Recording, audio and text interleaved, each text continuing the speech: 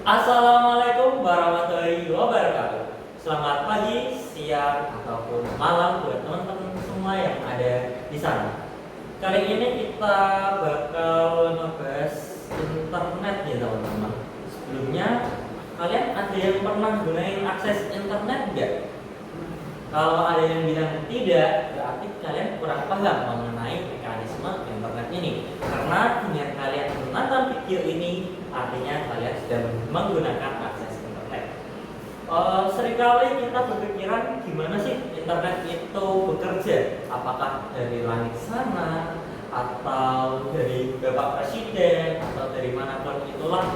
Pasti kalian sempat kepikiran lah. Nah, maka dari itu kami akan ngejelasin gimana sih cara kerja jaringan internet tersebut.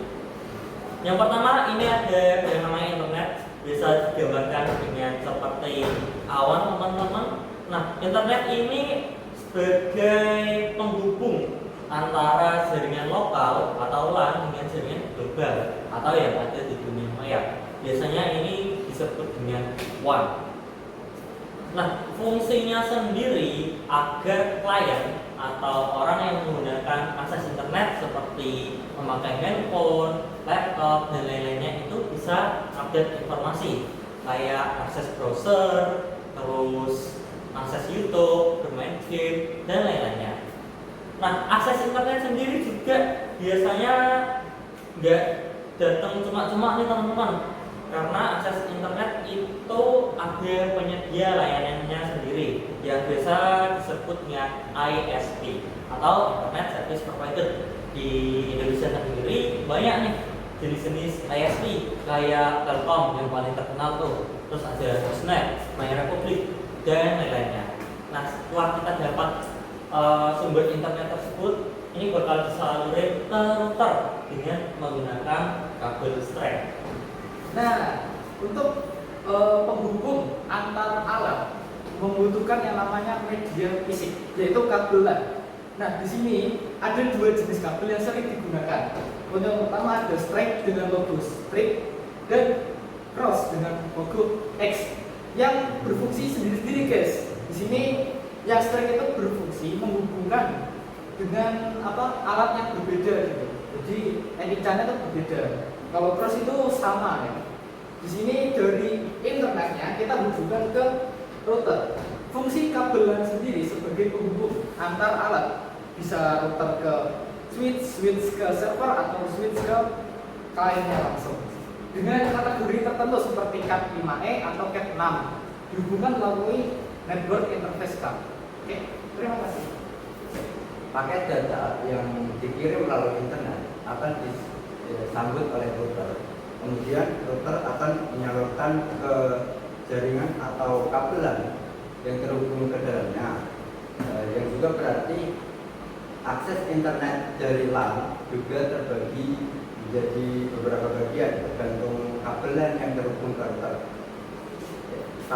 Router juga berfungsi sebagai NAT atau Network Address Translation, yaitu beberapa LAN IP juga berarti memiliki IP public yang sama dari router ini. Lalu paket data ini akan disambungkan ke switch atau hub yang terhubung melalui kabel. Agar data bisa sampai ke banyak komputer sekaligus, kita membutuhkan switch. Switch berfungsi sebagai titik percabangan antara banyak perangkat ke dalam satu jaringan lokal. Switch memiliki peran penting sebagai meneruskan paket data yang lebih spesifik ke alamat tujuan atau MAC address. Hal ini membuat lalu lintas data lebih efisien dan mencegah terjadinya tabrakan data. Lalu di sini ada server di dalam jaringan internal kita punya pusat kendali yang disebut dengan server. Ini server ya. Terus fungsi server sendiri itu menyediakan layanan dan mengelola sumber daya jaringan secara terpusat. Terus tugas dari server sendiri seperti mengatur lalu lintas dan akses, lalu menjalankan permintaan data dari klien, dan juga menjalankan layanan khusus seperti DNS server, web server, DHCP server, terus ada mail server, database server, dan lain-lain. Kemudian sampailah ke komputer klien. Data sampai ke tangan komputer ke komputer klien, yakni sebagai perangkat pengguna akhir atau end user device, yakni tugasnya adalah mengakses informasi, melakukan pengolahan data input atau output, dan yang terakhir adalah menerima konfigurasi IP address untuk menyambungkan ke sistem jaringan yang telah dibangun tadi.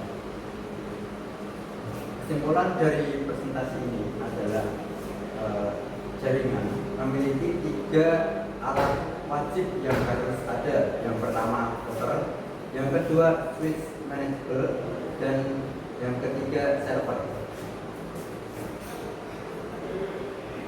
Mungkin itu saja penjelasan yang dapat kami sampaikan. Bagaimana sih cara alur internet bekerja dari awal hingga akhir, dari luaran sana hingga sampai HP kalian. Mungkin segitu saja penjelasan singkatnya. Terima kasih sudah menonton. Wassalamualaikum warahmatullahi wabarakatuh.